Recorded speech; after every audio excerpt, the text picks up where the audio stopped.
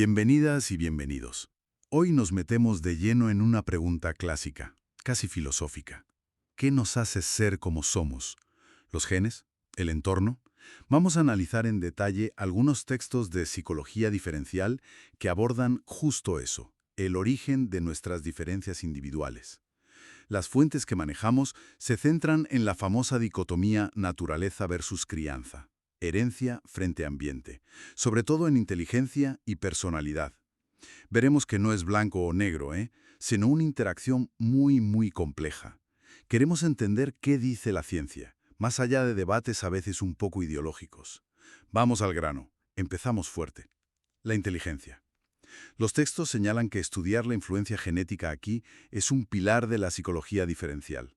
Se ha pasado de visiones muy deterministas a intentar medir cuánto influye la genética y, sobre todo, cómo interactúa con el ambiente. ¿Cómo se hace eso? Se usan varios diseños de investigación, algunos muy ingeniosos. Los estudios familiares, los clásicos de padres e hijos, hermanos, muestran que sí que la inteligencia tiende a ir en familias, por así decirlo. Hay similitudes cognitivas. Claro. Pero el problema es que ahí se mezcla todo. Los genes, que compartes un 50% de media con padres o hermanos, y el ambiente, que a menudo también es muy parecido. Es difícil separar. Entiendo, es complicado aislar los factores. Exacto. Por eso son tan importantes los estudios de gemelos. Se compara a gemelos idénticos, los monocigóticos, que son como clones genéticos. 100% iguales genéticamente. Eso es, se les compara con los mellizos, los difigóticos, que comparten más o menos el 50% de los genes, como cualquier par de hermanos. Y lo más interesante es cuando se estudian gemelos criados por separado. Hay estudios muy famosos, como el de Minnesota o el sueco Satsa. Estos estudios y otros con muestras grandes apuntan a una heredabilidad del cociente intelectual, del CI, bastante alta.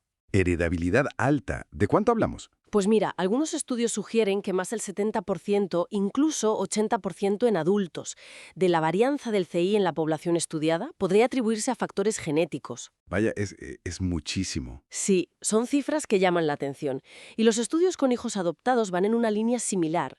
Comparan el parecido del niño adoptado con sus padres biológicos, con los que comparte genes pero no ambiente de crianza, y con los adoptivos, con quienes comparten ambiente pero no genes. ¿Y qué encuentran? Pues proyectos grandes como el Colorado Adoption Project dieron que el CI de los niños se correlacionaba significativamente más con el de los padres biológicos. Y ojo a esto, esa correlación con los padres biológicos aumentaba con la edad, mientras que la correlación con los padres adoptivos disminuía. Ostras, aumentaba con la edad. Es contraintuitivo, ¿no? Uno pensaría que el ambiente acumulado pesaría más con el tiempo. Parece indicar que la influencia genética, digamos, se va desplegando o expresando más a medida que maduramos y quizás interactuamos más activamente con el entorno. A ver, si la genética pesa tanto en la inteligencia, ¿qué papel le queda al entorno, a la educación? Suena un poco determinista. Es la reacción lógica. Pero hay que tener mucho cuidado con esa interpretación.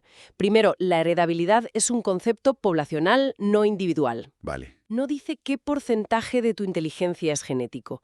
Habla de las diferencias entre personas en un grupo. Un potencial genético necesita un ambiente adecuado para desarrollarse. Claro, no es un destino inevitable. Exacto.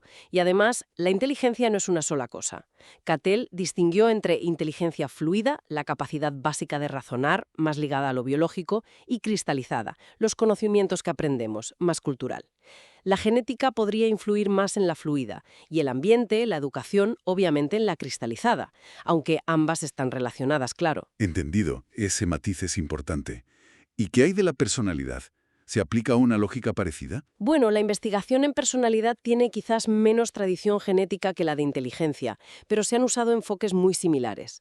Se estudia sobre todo con modelos de rasgos como el de Eysenck, extroversión, neuroticismo, psicoticismo o los 5 grandes. Ajá. Las estimaciones de heredabilidad aquí suelen moverse en torno al 40-50%. Algunos estudios dan hasta un 60% para ciertos rasgos. O sea, también hay un componente genético importante. Sí, parece que sí.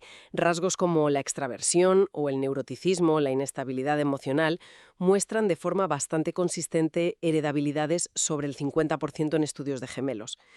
Pero, y aquí viene algo muy interesante que revelan los estudios de adopción, Dime. muestran heredabilidades algo menores, quizá un 40% para extraversión, 30% para neuroticismo al comparar con padres biológicos. Y lo crucial, la correlación con los padres adoptivos es casi nula, cero.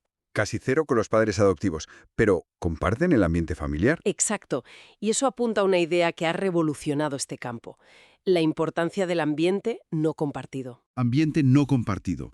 ¿Te refieres a las experiencias que son únicas para cada hermano aunque vivan en la misma casa? Justo eso, los amigos diferentes, un profesor que te marca, un accidente, una enfermedad, el trato diferencial de los padres, incluso por el orden de nacimiento, todo eso. Vaya. Los estudios con hermanos adoptados, que no comparten genes pero sí familia, muestran correlaciones de personalidad bajísimas, cercanas a cero.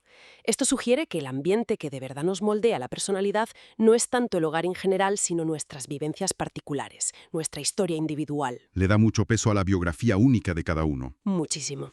Y esto nos lleva a dos conceptos clave más, que complican aún más el panorama, pero lo hacen más realista. A ver, La interacción gen-ambiente, es decir, la misma experiencia ambiental puede tener efectos muy diferentes dependiendo de la genética de la persona. Un ejemplo. pues un ambiente muy estimulante, muy ruidoso. A una persona genéticamente predispuesta a la extraversión le puede encantar, le activa. A una predispuesta a la introversión le puede agobiar o estresar. Claro, la respuesta al ambiente depende de tu base. Eso es. Y luego está la correlación genotipo-ambiente, que es la tendencia que tenemos las personas a buscar, seleccionar e incluso crear entornos que encajan con nuestras predisposiciones genéticas. O sea, no somos pasivos ante el ambiente. Para nada. Una persona con tendencia a la sociabilidad buscará activamente situaciones sociales, amigos, fiestas, y ese ambiente a su vez reforzará su sociabilidad. Es como un bucle de retroalimentación. Exactamente. Modificamos nuestro ambiente en función de nuestros genes y ese ambiente modificado influye de vuelta en nosotros. Fascinante. ¿Y esto de la heredabilidad se aplica solo a inteligencia y personalidad o va más allá? Pues hay estudios que sugieren que también hay cierta influencia genética en actitudes sociales, como el conservadurismo o el liberalismo. ¿En serio? ¿Actitudes políticas? Sí, en las tendencias generales, digamos. También en la probabilidad de desarrollar ciertos comportamientos, como fumar, o el riesgo de dependencia del alcohol. Aunque, por supuesto, no en todo. Las creencias religiosas específicas, por ejemplo, la afiliación a una religión concreta, parecen depender casi por completo del ambiente cultural y familiar. Ahí la genética no parece pintar mucho. Entonces, después de todo este análisis detallado, ¿cuál es la conclusión? ¿Naturaleza o crianza? Pues que esa pregunta, planteada así, es demasiado simple. Es una dicotomía artificial. ¿Es una interacción constante? Totalmente. Necesitamos ambos, genes y ambiente. Son imprescindibles. Y su influencia no es una suma simple, es una interacción compleja, dinámica, multidimensional. El enfoque actual es biopsicosocial. Hay que evitar caer en simplismos o sesgos ideológicos, ¿no? Ni determinismo genético, ni pensar que somos una tabla rasa. Exacto. La genética actúa de formas muy variadas, a veces un gen, a veces muchos, poligénica, y la epigenética está mostrando cómo el ambiente puede incluso modificar la expresión de los genes. Y por el lado del ambiente aún nos falta mucho por entender, sobre todo la influencia del ambiente más amplio, el sociocultural. Los modelos ecológicos, sociológicos, son teóricamente importantes, pero falta investigación empírica más fina. Nos dejas pensando. Si resulta que el ambiente clave es el no compartido, esas experiencias únicas, y además tendemos a buscar ambientes que nos van genéticamente, ¿hasta qué punto somos nosotros mismos los que activamente elegimos o incluso creamos las influencias ambientales que acaban por definirnos? Buena pregunta para seguir dándole vueltas. Somos en parte co-creadores de nuestro propio desarrollo. Sin duda, una reflexión profunda para cerrar. Muchas gracias.